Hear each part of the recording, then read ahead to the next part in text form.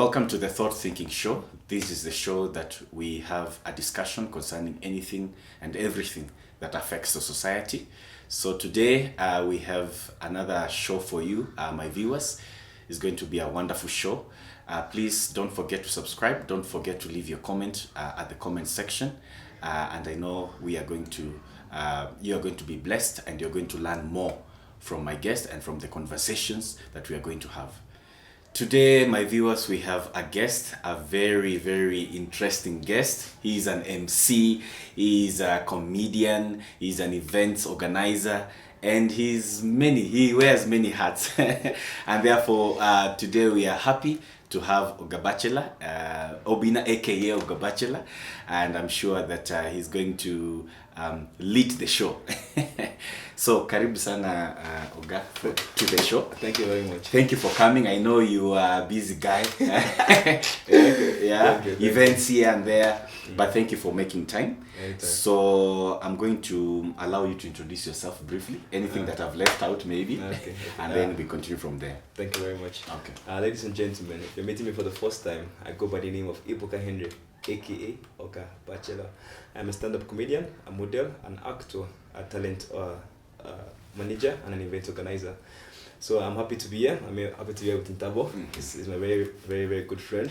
Yeah. Thank you. Oh, most welcome. So maybe the first question that I will ask you is, what is your standing with Christ? I think my standing with Christ is I'm a born again. Yeah. I've been a born again for a while. My mother is a pastor. Oh, your mother is a Yeah, pastor. my mother is a pastor. She leads a church back home in Nigeria. So I was born and bred in a Christian family. Okay. So I think my standing with Christ has always been there from the get-go. Yeah. Okay. And where were you born? I was born in Ibadan, Nigeria. Ibadan, Nigeria. Ibadan State in Oyo State. Okay. Yeah. So generally, how has your upbringing been? If you can explain that. My upbringing has been beautiful because growing up as a kid, I got to learn about Christ at a very early age, and I got to know about the do's and don'ts. Because once we do the don'ts, my mother never spares the rod. Yeah. She's always on our back because one, we need to uphold the principles of our Lord Jesus Christ, and two, as her being a pastor, a lot of pressure was on her side and on our side as children, because everybody looks up to us per se, because whatever she preaches in church, they expect us as the children to live by that same example. So once as I grew up with my friends and fellow youth, things started becoming tricky because what I was seeing from my fellow friends and what my mother taught me was two different things. Okay. So it was very hard trying to balance both lifestyles. That's why most people think I have a double life. Okay, now you've been in Kenya for roughly 6 years. Yeah. So how can you sum up your experience in Kenya compared to Nigeria? I think my experience in Kenya, I would call it a growth phase. A growth phase. A Wow. growth phase. This is where I grew up. Mm-hmm. I might have gotten the best of education back home in Nigeria. I might have gotten the best of parental care. I might have gotten the best of friends back home in Nigeria. But here is where I grew up. This is where my entrepreneurship bit came out. I discovered my comedy talent here, my comic talent. Okay. I discovered my modeling talent here. I discovered the fact that I could write and act. I was doing that back at home, but here took it to another level. So this has been a growth phase for me. It has been a period of independence. Okay. Able to stand on my own, make decisions, and face the consequences of my decisions. So it has been a really good growth phase for me, and I'm proud. I'm happy that I came to Kenya. Wow. So you are, we are all from African Nazarene University. Yes. And everybody watching from Nazarene, we know Ebuka is our MC for the university. He does all these things for us. So what can you say you've learned from African Nazarene University? One thing you can, so far you can say, you can point out and say, this is what I've learned from this university. I think that would be the aspect of community. Community. Okay. Community, in the sense that we're each other's brother and each other's keeper. Like like we watch out for each other. Yes. Most of my when I came to Nazarene, I had a couple of challenges, financial challenges at the beginning. So at that point, I had the community in Nazarene help me out. Mm-hmm. If I remember clearly, there was a friend of mine from the catering department. Mm-hmm. She noticed that I had financial problems. She used to sneak out food for me. I don't want to mention the name of the restaurant so that she does not get in trouble, but she used to sneak out food for me to eat. In the early years of your stay there. Yes, yes. And now from the community at Nazarene, I was able to get friends who would help me. Some people would give me breakfast, another person would give me lunch, another person would give me a ticket for supper. Mm-hmm. That's how I survived for like a year. Mm-hmm. Or I think a year or two. Mm-hmm. So I think the community there has been really beautiful. They really helped me survive my trying times. Mm-hmm. Yes. Wow. So which course are you doing? I'm doing computer science. Wow, computer science. Yes. and we all know your passion. We know you have a passion also in computer science, but I think the entertainment industry has as well. Yeah, sure. So I have some questions for you also in regards to the comedy and stuff like that. Okay. So how do you juggle between comedy and your studies? Especially since now before Corona you used to have deals here and there. Yeah. So how I juggle comedy and my studies, because as I said earlier, year was a growth phase for me. So managing both of them was where the growth came in. Mm-hmm. As a comedian, it's natural for me. I just ease into things because it's something I love doing.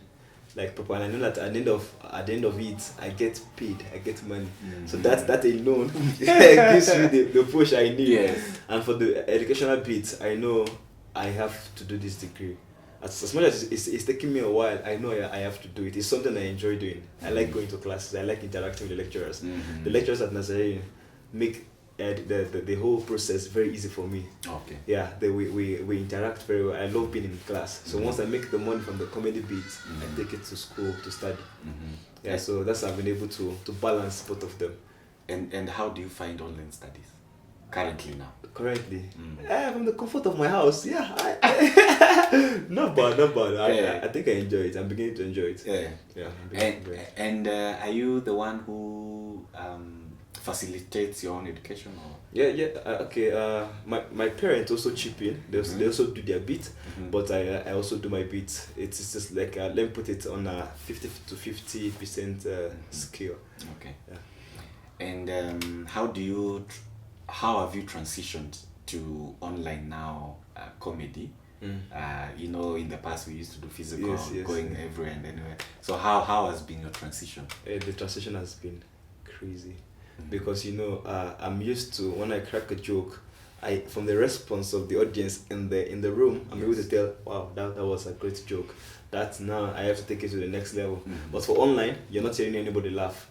You just believe and pray that joke was funny. Yes. Because what you see is the comment online. Umeni Bamba, that was great, that was beautiful. But you don't really know the actual reaction, so which makes it hard. Because I was able to tell. Because when I'm on the other side of the camera performing, I'm not hearing any laughter. I'm not hearing anything. Yeah. I'm just believing that I'm funny. I'm believing that I've been doing this for years. So I believe this joke would hit where it's supposed to hit. So that has been a trick about the online performance. Okay. Yeah, that's the only stress about it. But apart from that, so far so good. But at least we are performing. Yeah, sure. Which is very important. You were in Churchill's show, was it last year? Yeah. Or the early this year? Crossover Night 2019, 2020. Okay. How was it? That was my first show. It was beautiful. Yeah. It was beautiful. You were tense or you... Of course, I was tense. Churchill was there.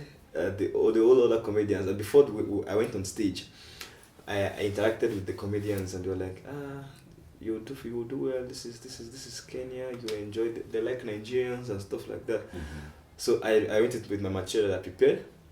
Then I went on stage. Why I was not really too tense, because before you even make it to the stage, it's a whole lot of process. One like that, there's the audition bit, where we get like close to 50 to 100 comedians coming to audition. Okay. Then they shortlist till 18 or 20. Then from the 10 or 20, Out of the 15. out of the 50 people that came to audition. Yeah. Then if your comic script or your comic performance make it to the shortlist, the 18 to 20 shortlist, then you know that you're really good. Oh. So yeah. So by you making It to the show, yeah. I was confident I was going to do something. Okay. Yeah. Tell us about your website, the one that you've come Oh up with. yeah. During the quarantine time, I was just at home. I love writing. I have a lot of books on Amazon and Wattpad.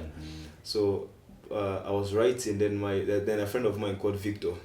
It was like, since you write a lot and people just comment, hey, it's a nice book, hey, it's beautiful, try to make a revenue out of it. I was like, how? And told me, create a website and put up a subscription plan. Let it work like Netflix. Then I tried it. I got a couple of photos.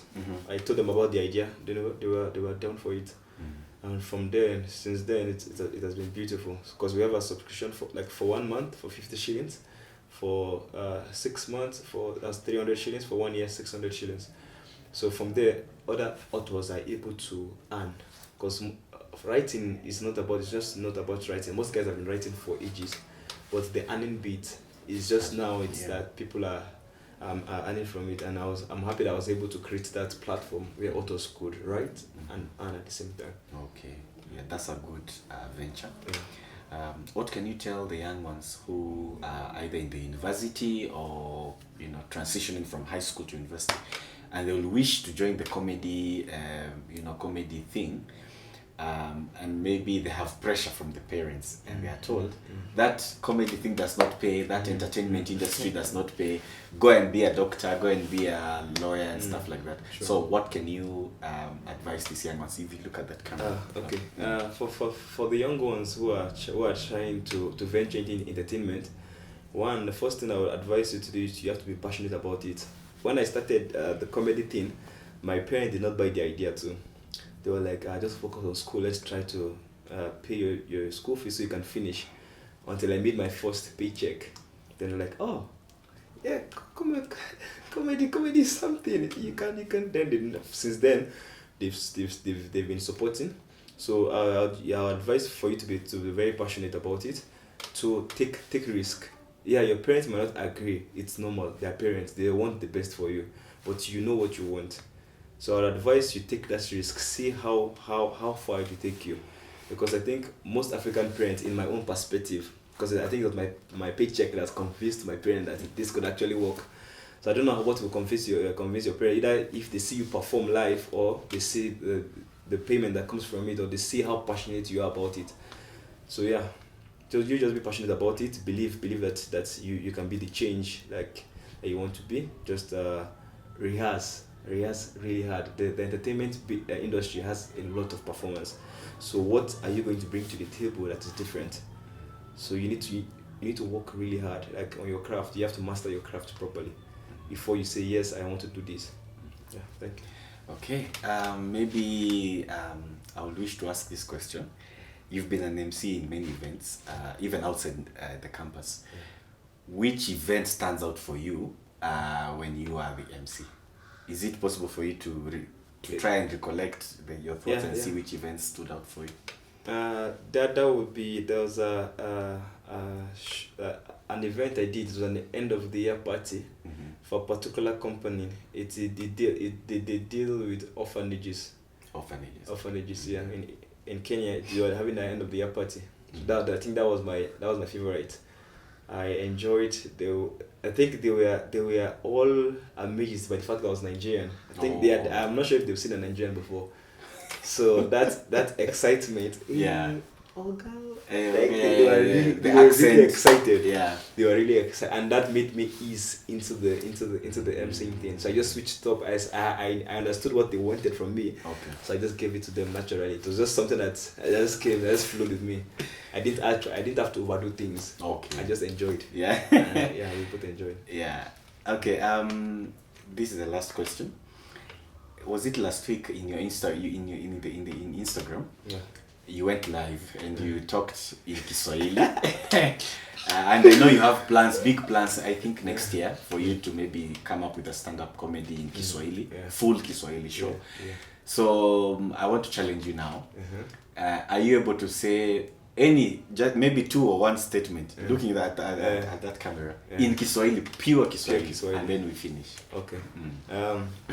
Sasini, mimi naitwa Oga Bachelor, nimetoka Nigeria. So hapa kwa hii Kenya nimefurahi kwa hapa mimi napenda Wakenya sana. Napenda Wakenya sana. Tuko pamoja kwa hii Kenya. Tuenda mbele. Asante. Wow. Thank you very much. You're welcome. So guys, there it is. It's Oga Bachelor. If you want to know or to view him more, he's found in Instagram. What's it? Oga_Bachelor. On Twitter, Oga_Bachelor. On YouTube, _TV. So don't forget to subscribe to the Thought Thinking Show. Share as much as you can. In case you have any question, in case you want to meet him, in case you want to have more conversation even in this show, feel free to comment down there and to reach out in our social media platforms. Mine will appear on the screen, and I'm sure we are going to continue the conversation. The moment we stop talking, that's where the problem begins. Thank you very much, and God bless you.